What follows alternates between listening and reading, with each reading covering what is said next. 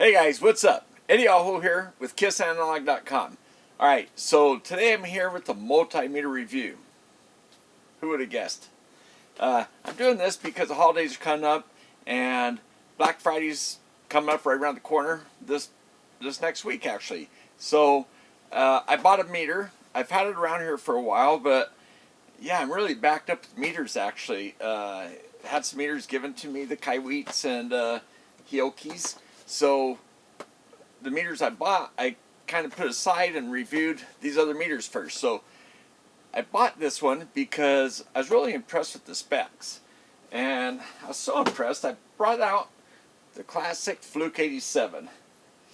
Not that this meter, I'm going to say, compares to that. It does in some ways. Now the Fluke 87, it's, third-party tested. It's a proven meter that's super safe and all that kind of stuff, right? Everybody knows that. So it's just been around for a long time, what, 18 years, something like that. So long time. And there's some things that it does really well. It has really high resolution on DC measurements. That's kind of what it was known for. And the other thing it does on AC measurements, it goes out to 20 kilohertz. Most meters only go to 1 kilohertz. I mean, when you're buying some of, there's certain meters here that can go out really far and even beyond 20K, okay? This guy goes out to 20 kilohertz, which is really good. The thing about it, though, is it also has a high-res mode. It's normally in 6,000 count mode, and it can go to 20,000 counts, which is a 4.5 digit meter. So not quite as good as a benchtop meter that has a whole bunch of digits, but it's pretty high resolution, pretty high accuracy. Alright, so I have this Borbede, okay, and I'm going to bring the camera over, show this thing to you, but I'm just going to pull it out while I kind of talk to you a little bit. And if you notice that from there, I don't know if you can tell, but here, hold on a sec. When I bring it over to the bench, I'll show you close up. It looks a whole lot like that body, the Fluke 18 B plus or 15 or 17 or whichever B plus meter you have. It's a lot like that as far as the physical size. Now, and the design, hard plastic with this kind of rubberized boot around it, okay? So, although it's a little bit different, there's a notch that fits into around the edge where the Fluke doesn't really, well, it just kind of lays over a notch. So, anyway, I'll bring over the camera, show you this stuff close up. But what I want to do before I do that is just show you why I brought out the Fluke 87, why I say it compares. Now, I hope I got all this written down right. Always double, triple check me. But this is the Borbede BD99. It's under 50 bucks. I want to say it's like $47. And, who knows? It might be on sale for Black Friday. So I thought it's a good time. To do a review just in case somebody's looking to buy a meter for the holidays. The Fluke 87 has some similarities. They're both 20. Well, the Fluke 87, like I said, normally 6,000 count you can put in high res mode. So this guy's a 20,000 count meter and has 3-second update rate or a sampling rate, which is what the Fluke does in 20,000 count mode. And the 6,000 count, I think it's 4 times. So, when you're doing 20,000 counts, more digits, it does take the meter a little longer to react. So we'll see if it seems slow or not, okay? That could be one thing about it. The DC range, 0.05%. When Fluke 87 first came out before the V, or the 5, it was 0.1%, which was thought to be really great. 1%, one digit. So that last digit can be plus or minus a digit, okay, up or down. Well, this guy matches it, 0.05%, but it has 5 digits. So that last digit, if you're reading 5 volts, you're going to have 3 places. That last place can be plus or minus 5 points. So not as good as a Fluke, but still pretty darn impressive. The other thing is I put the 5 ranges. When you have more counts, you can break down the range, to a higher degree. So you can have 5 ranges instead of, say, 3 ranges some meters might have, or 4 ranges. So yeah, this one matches at 5, same as the Fluke. Same with AC, 5 ranges and 5 ranges on the AC volts. Now these are the volts, the currents. I'm not listing everything like the ohms and all that, but they all have similar number of ranges, if not the same. So now in this case, the AC voltage, it actually shows a higher tolerance, but more digits that can be wrong. Those last 2 digits can be 25 digits up or down. So, when you have 3 or 4, say if you have 4 digits out there, those last 2 places, that accuracy. So sometimes, depending on the measurement you're taking and how many digits you have, this will mean more than this. Sometimes this guy can actually be meaningful when you get up near the top of the range, like, where you lose a digit. Okay, they both have a 3-volt diode checker, so they'll be able to light up LEDs, same as the Fluke 87. Now the 87 for capacitance can go to 10 millifarad, 10,000 microfarad, where this guy is limited to 2,000 microfarad, which isn't real high, but it covers a lot of capacitors until you're starting to get into big power supply caps. So for high resolution, this meter might be a great meter. So let's come take a look. Oh, and as far as some of the other features, we'll see on the bench. But the hold button, the peak, relative, things like that. So let's come over and take a look, okay? Alright guys, and by the way, I'm going to just show you what's kind of different about this meter. I know that sometimes people see reviews where they measure a whole bunch of resistors, a bunch of capacitors and that, and it's like they're trying to show the things within tolerance, which I think is kind of ridiculous, because first of all, they don't have real standards, and even when the measurement's not exactly the measurement, we're not told what the range is, because of the tolerance, what I just showed you down here. So I never really see the value in that, but let me know what you guys think about that. So I'm just going to show you some of the features of this thing that might be new, and I will show you some voltage and current readings to show you what it looks like and the speed of the measurement. I think that's what's kind of important, right? So, alright, let's come take a look. Alright, so this is what came in the box. The leads, took them out of the bag, took these out of the bag, the temperature probe, and the battery. It's still wrapped up. I'll take that out, stick the meter in just a moment. Just want to show you what came with it. And yeah, there we go. And just real quick, just to show you what I meant as far as this meter, size-wise and everything, kind of comparing to this Fluke. So yeah, very, very similar, right? Now the one thing that's different is, see how this just has kind of a little, this kind of has a rubber square thing that sits on top of that shelf, so it doesn't really hold it. But this one, you kind of have to pull it away, and there's kind of a groove in there where this is kind of notched in and actually sits down inside a groove. So maybe a little bit nicer as far as the way that assembles. Alright, the other thing I want to show you is, it looks like before you take off the cover, I think the battery kind of helps hold it down. So I'm not positive about that, but I'm just going to go ahead and take off the battery door, since we got to do it anyway. And nope, looks like you take off the cover first, I guess. Alright, now that I've got this off, I can see, well, actually I'm not sure what that is. I thought that was a speaker, but that, yeah, I don't know what that feature is. Huh. But I can take the battery out at this point, since I got the screw out. And there's the battery compartment. There's a little opening to the board down there, which I usually like to see them totally sealed, just in case the battery leaks. It kind of helps protect the board. But there's some contacts down there, and I'm wondering if they use that and test after assembly. There is a pin here to hold the screw. I think that's pretty common. We find that. And the grooves around here for the battery door, pretty normal construction, I think. Alright, so I took the 4 screws out, and as I did, it kind of popped up. So we'll see. A lot of times I have to pry things apart, but oh, it's probably because of these springs for the battery.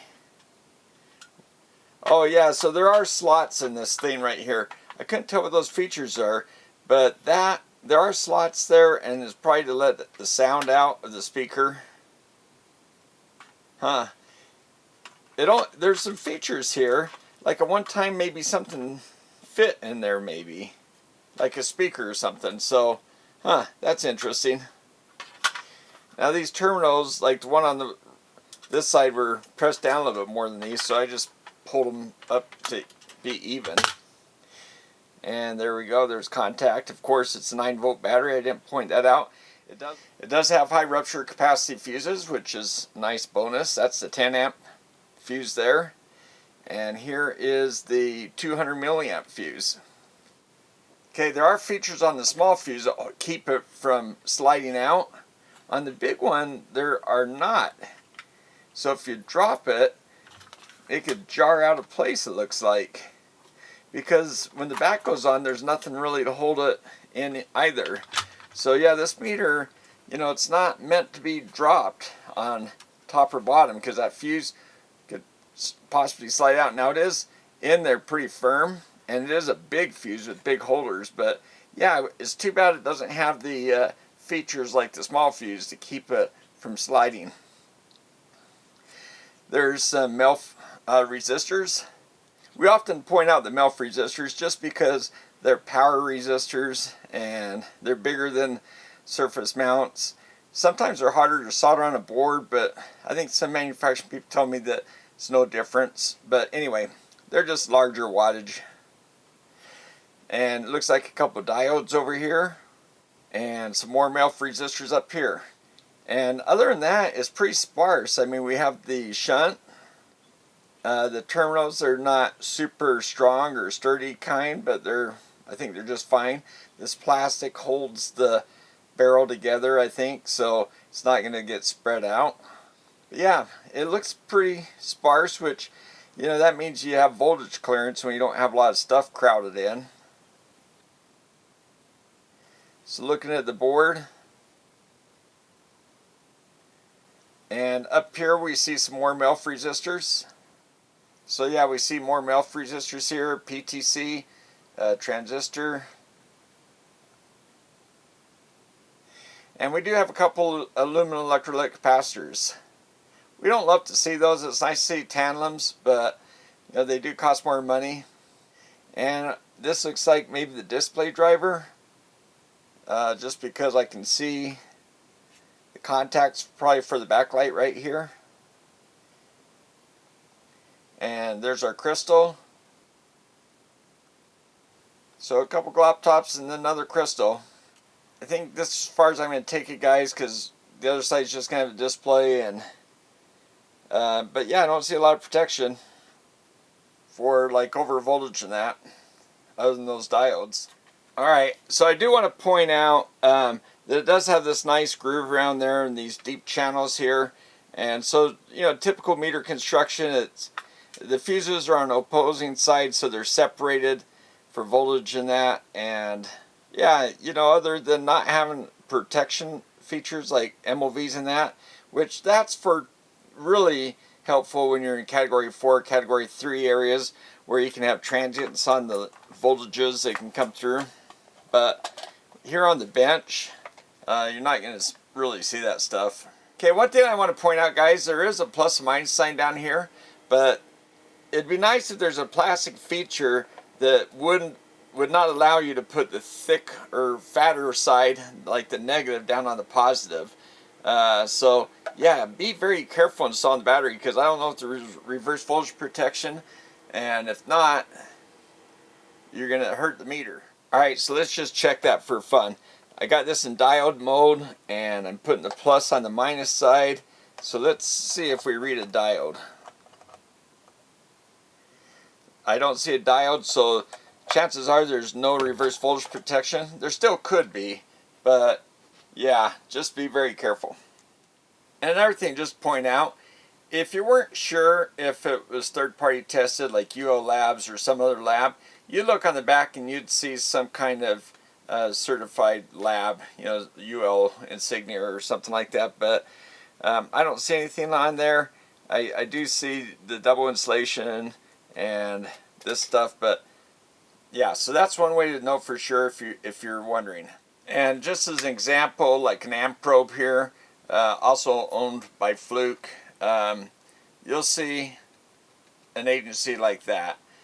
You'll see the level of safety like CE, and you'll see the different countries in that. But yeah, you'll see the lab that, the type of lab that tested and the number to look up. Okay, so let's just power this thing on now. There we go. And what I love is the dual display. It says True RMS up here at the top, so we like that. And it says auto APO. That's the power off, the auto power off. Oh, and by the way, let me just show you why we're here. You hold down the hold button, and then you let go. It leaves the light on, but it turns off the auto hold. Now, there's your backlight in case you want to see it. It is hot on that side, pretty hot. The rest of the display looks pretty decent. I think in the dark it looked great. That battery I put in there looks like, I don't know if that was, I don't know. It does have a battery low signal, and that was the last thing to turn off. Let me turn on the backlight and see if, yeah, that battery they gave me, it's already, geez guys, that's a bad battery.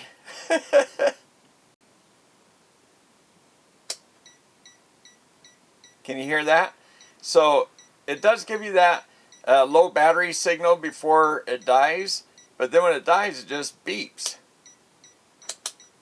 So it's saying, hey, I got a battery in here, but just enough to tell you it's no good. Interesting. Alright guys, it's turning into quite the review. I always like to have one of these kind of meters just for the battery function, because it actually puts a little bit of a load on it. So let's see what it says. Yeah, look at that. And look how it lights up. It says, yeah, get rid of that battery. Now watch, if I just put it in volt mode, in DC volt mode, see how it reads 9 volts? But when you put an actual load on it, yeah, get an actual load on it, it just, so they'll peak charge without load. But in all fairness, I bought this meter quite a while ago. I'll put down here how long it's been sitting in a box. I think it's been at least a year. So yeah, so in all fairness, who knows. Alright, so I've got an Amazon battery here, new battery. So yeah, look at that. See? There you go. That's a good battery. Alright, here we are. We're back at it. Okay, hold that down. Turn it on. Ooh, look how bright that display is now. And it's still real hot right there on the AC part, but man, that's a nice bright display. And let me turn off the light. Oh good, now I can turn it off, and the auto power hold is off too. Let's turn it off. There's the auto power off. Okay, so that all works. DC, temperature. Wow, look out. Okay, we're in millivolts. You know, it used to be back in the day, you'd put your meter in millivolts and then put your temperature probe in. And so it's interesting that the temperature is shown right next to the millivolts, and it's the same thing. So let's just go ahead and do that. And these guys, I find these guys to all be, you know, these type K thermocouples, they make them by the zillion, and they pretty much all work the same. So, no, okay, that is millivolts. I thought maybe it flipped the temperature, so let's hit the, okay, that's the AC millivolts with the hertz. And here's temperature. There we go. Okay, maybe to select again. Oh, it does. So it just toggles through everything. I should have tried that first, I guess. So anyway, yeah, there we go. Now if I take this out, I wonder what happens. Wow, see? So it's built inside, it's still, let's see if that's true. Yeah, there's our ohms, mega ohms. That bar graph has a whole bunch of segments in it. Here, let me zoom in a little bit closer so you can see a little bit better. Yeah, look at that. And then we can always do manual ranging. Or we can go to, there's continuity, diodes, and capacitance. Okay, hertz. I was kind of wondering if it would show a dual display like duty cycle and hertz. Yeah, it's kind of interesting. When you're in hertz, the yellow is percentage duty cycle, but it's not here because they actually have a button for hertz and duty cycle. Wonder if I'm over here. Oh yeah, it works that way too. Okay. And there's AC current and DC. So for those that like default to DC, it looks like it does that. Well, we have DC and AC there, but when you're in millivolts, it defaults in DC and you have to switch to AC. Alright, and okay, it looks like peak is only for, oh yeah, look at that, max min. So peak is the max min feature for AC.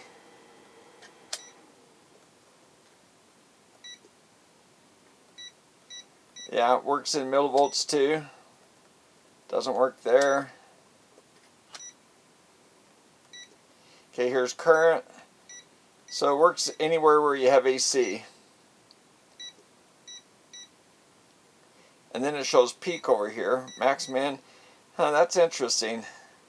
It's interesting because it's not just peak alone or max alone, it's max min with peak. So we'll have to see.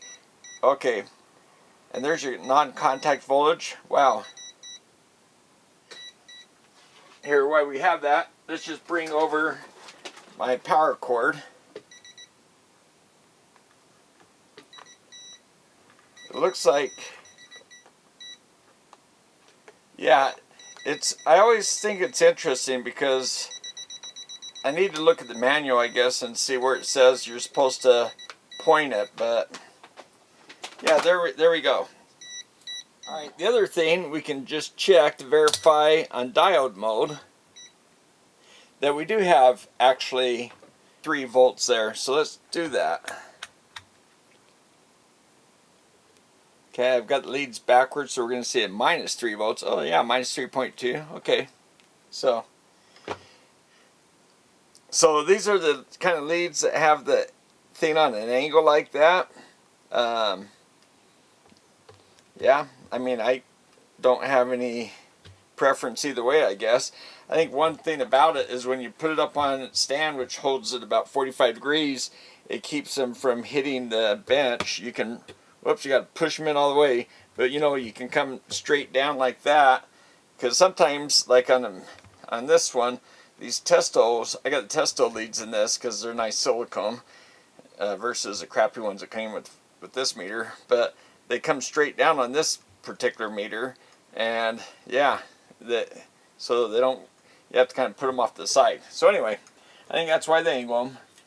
And the leads, yeah, they're not they're just PVC, not as bad as some I've seen.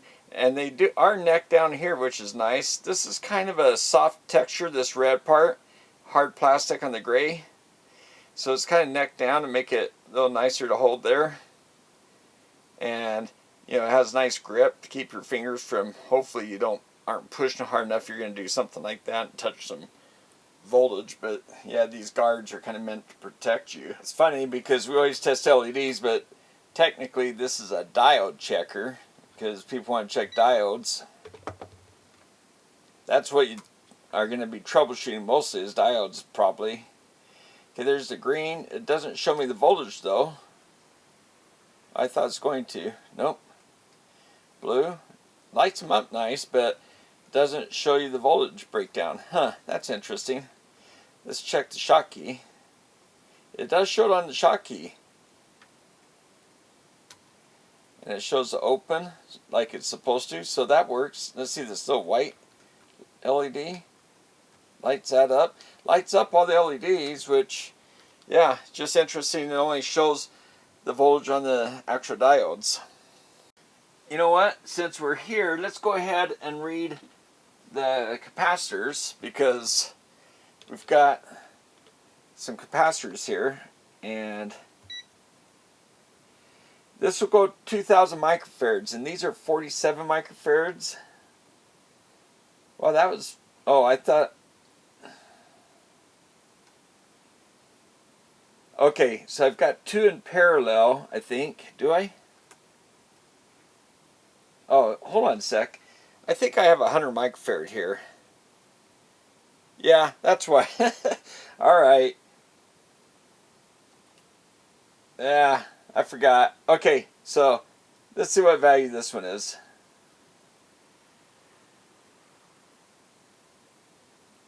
$10 microfarad. I'm willing to bet that's 10 microfarad. And it sure is. Okay. And let's see, this is 1,000 microfarad.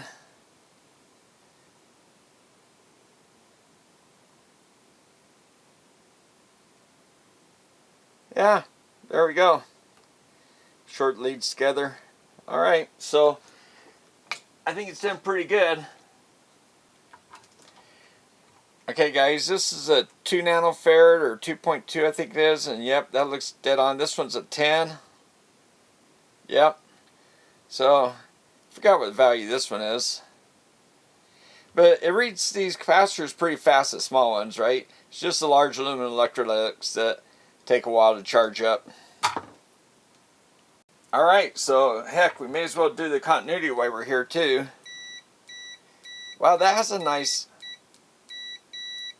Now, by the way, anything under 50 ohms it thinks is continuity. So it's nice to know, you know, some meters are 75, some are 50.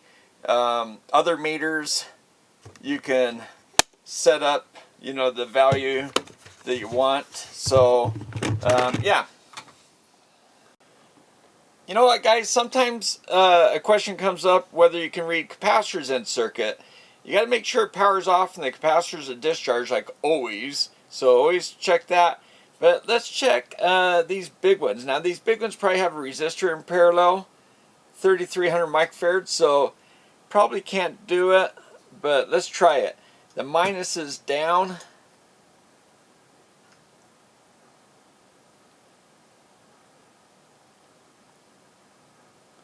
Oh, plus they're over the value because this only goes to 2 millifarads. So yeah, but at least it says, you know, it's something there. I'm going to short those two terminals together. So yeah, it only reads up 2,000 microfarads, remember? So let me see. There's a 10 microfarad, that little guy. And the minus is towards the center of the board.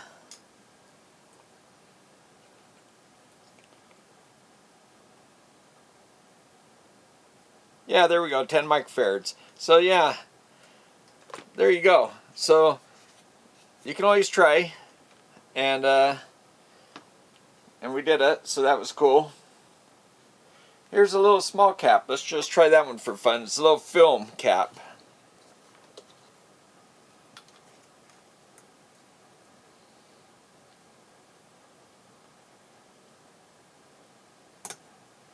Shoot.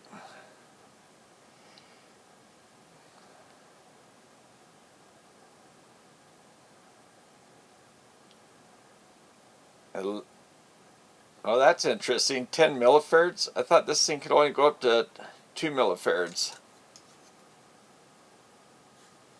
But that's funny because that is a small film cap. Oh, you know what? It could be in parallel to these. You know what? There's no way. That thing's not supposed to be able to read these big values. Let's try this.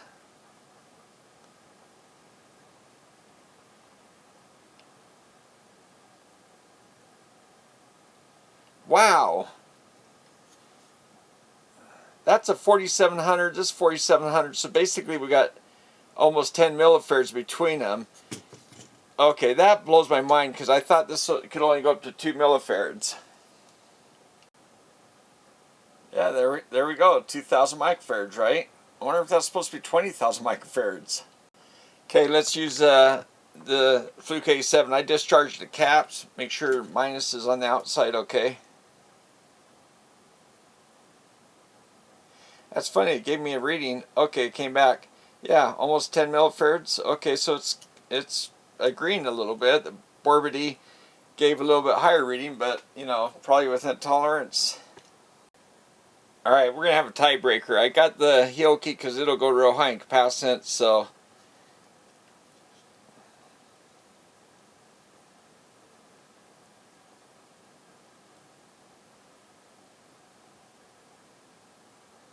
Alright, that's pretty close to the Fluke, right?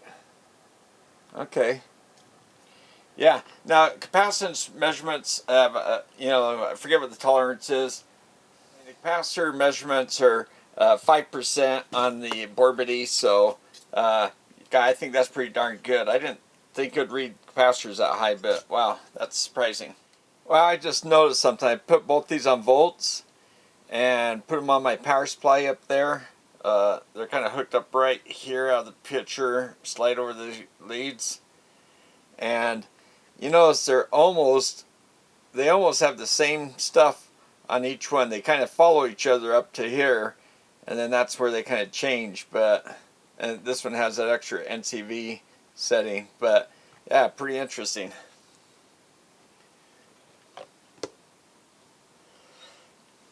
Okay, so they are in volts, and let me see. This is 6,000 count mode right now. I'll push it up to 20,000, but let's just bring up the voltage first.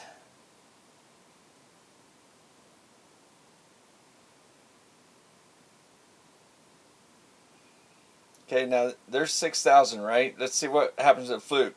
Now, seeing 6,000 count, it drops down. And with the Borbede, look at that. You got all those digits.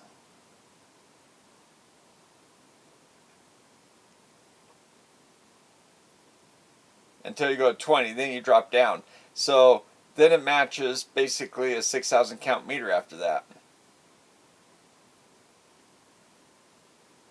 But eventually, if we keep on creeping up, if I go up 200 volts, we'd end up getting another digit because it does have that 4.5 digits. Okay, so when I'm up here like this, the Fluke, the 87.5, updated the meter, so instead of turning off the meter and having a secret button, you could just hold this down and go in the high res mode. Okay, so yeah, I mean, you can see how accurate these are all the way out to the digits here. I mean, it's pretty impressive. Then we lose that, and then let's say when we drop back down, yeah, then the Fluke will jump back into high res again.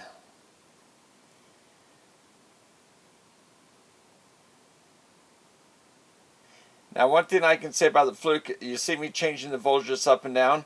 You see the bar graph on the Fluke? It can keep up. It's a real fast bar graph on the Fluke. The bar graph on a lot of meters is about the same speed as the display, so, or even slower. If I slow down, you can see the bar graph move.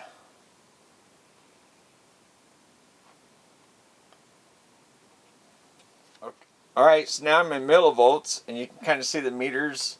You know, the power supply is not super stable. It's got some noise there, and you can see the meters kind of jumping around showing that. Now, if I bring it up, kind of hold it there. Okay, now bring it up a little higher. Okay, they both go to 200 millivolts. So, another thing they have in common.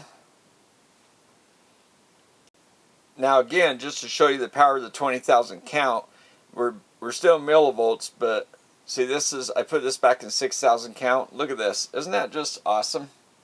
So when you're doing millivolts, look at all those places you have. Remember that other thing, you have the tolerance, but then you also have the you know, plus 1 digit or plus, you know, 12 digits or whatever. See, in the case of the 6,000 count meter, that +1 affects this last digit. So that last decimal place is the one that has the most, it's the most inaccurate. On this one, that last place, you still have one more that, you know, next to the decimal point that gives some accuracy. So that's another advantage. I was hitting the leads over here, kind of knocking them off. That's why this meter is going nuts. Alright, I've got the AC generator here, and you can see it's at almost 1,000 hertz. Well, I did put in 1,000 hertz, but this one's reading that. And with over here, I have to go over frequency. And there's 1K. Duty cycle, 49.3. So, dual displays are awesome. But I can go duty cycle here. So, yeah, I love the dual displays when you're doing AC readings. But now let's go ahead and crank up the frequency. Now this guy should fall off because he's only rated for 1 kilohertz. And you can start seeing him falling off. He's at 3K, 4K, 5K. That was another meter beeping at me. Yeah, so it's not doing too bad, right? It's True RMS. So let's go back down to, in frequency a bit. We're going to go to down to 60 hertz, I think. Okay, there's 60 hertz. Okay.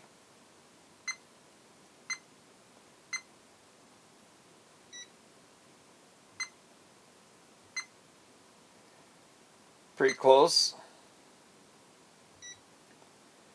Alright, so now what I want to do is go to a square wave.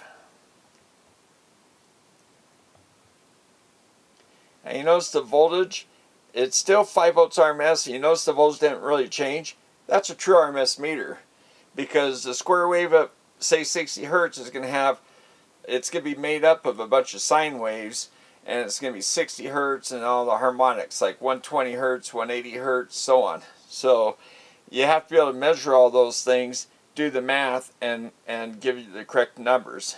So that's what a True RMS meter does. Okay, I've added another meter, the Fluke 18B Plus. Not a True RMS meter. Still a lot of money, but you don't get True RMS. So here's the problem with that. See? It's not accurate. Doesn't know what to do. So if I go back to sine wave,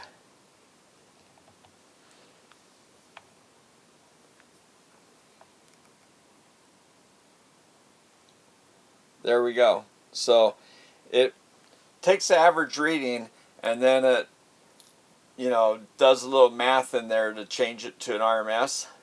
I mean, it's not really doing math. It's just has an offset to shift from average to RMS, but it only knows to do that with the sine wave. It can't do that with any other wave. So let's do a triangle wave. You notice these meters didn't really change.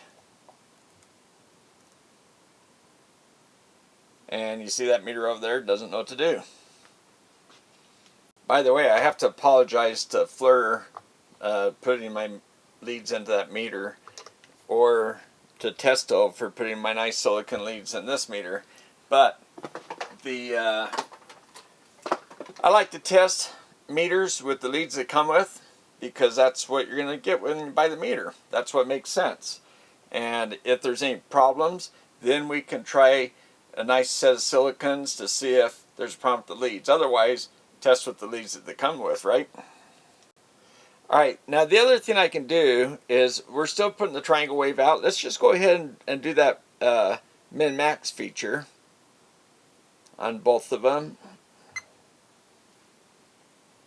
Okay, so it's seeing peaks of 8.8 on this one. And let's see. Wonder why I'm not getting any changes on this meter. Okay, there we go. So if I hit min-max and then hit the peak button, which is the one above, you know, it's this button. It's kind of weird, but anyway. So now it's doing that, and that's the peak. and the minimum is the negative peak of that. This one's saying 8.8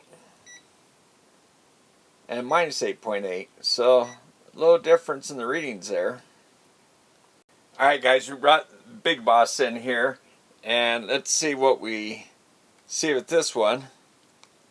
Whoops, let me get the plus. Alright guys, I brought Big Boss in, and looks like we're pretty much in agreement. I'm trying to hold the probe steady here. Let's go min-max, min-max. And look, they kind of agree. Uh-oh, I'm sliding off.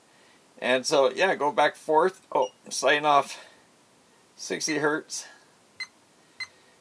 And average, yeah, so I think I understand. So min-max, everything's looking.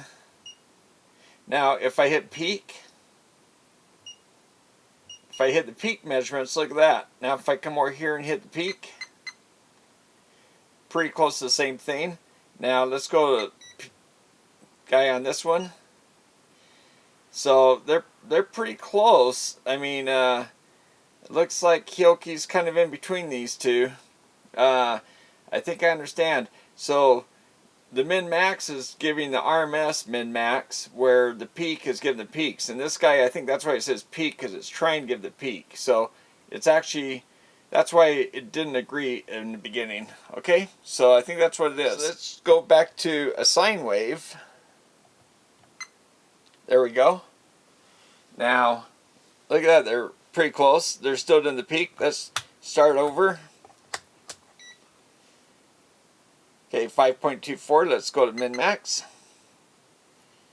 And see, that's what it's doing. So it's just giving the RMS. That's why it wasn't working. Then I go to peak. Now it's giving me the peak of that, which looks pretty close. Yeah, okay, there we go.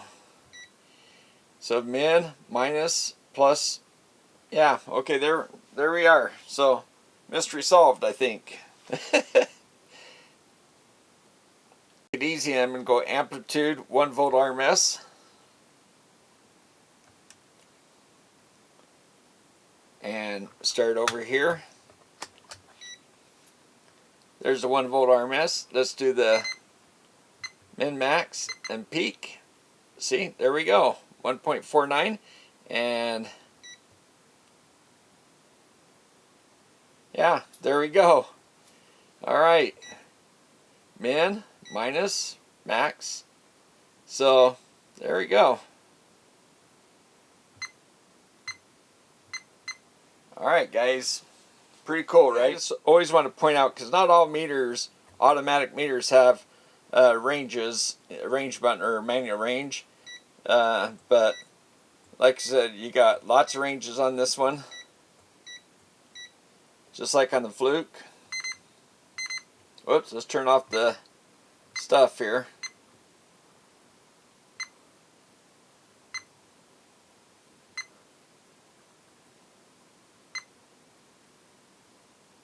Alright. Now, the Fluke, actually, it's kind of nice because it actually tells you the range you're in. So that's actually a nice feature. Okay.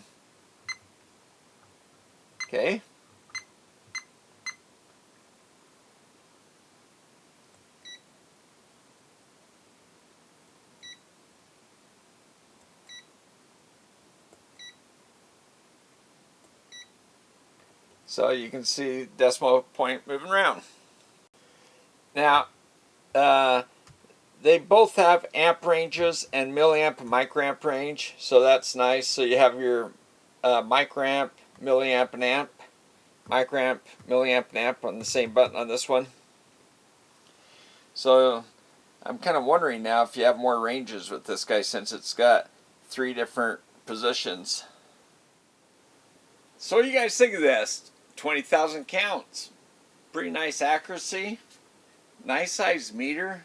Nice display. I like the dual display for the AC stuff. Looks like it has some nice functions, right? So, yeah, I should have done the microamps, right? I meant to do that. Sorry about that. Anyway, hope you liked that. Hope that was enough to give you an idea of how the meter's working and what it looks like. Great benchtop meter for some nice accuracy, especially if you're doing stuff down the millivolt scale, you know, and yeah, I don't know. What do you guys think? Let me know in the comments, and thumbs up the video. I appreciate that. That helps YouTube analytics, guys, and easy way to support the channel. And also another easy way is to use the links down below, the Amazon links for this meter. I did buy that myself, and yeah, you know what? We might have to do a giveaway, huh? I got some meters we're going to give away for the holidays. Black Friday's coming up, so trying to get these reviews out so that anybody looking to buy meters for the holidays have a better idea maybe. Alright, hey, thanks. Let me know what you guys think, and thanks for watching. And I want to thank my patrons. 2 thumbs up to those guys. That's awesome. You can become a patron for as low as $1 a month. Links down below. And appreciate it, you guys. And appreciate you guys watching the videos. And we'll see you next time.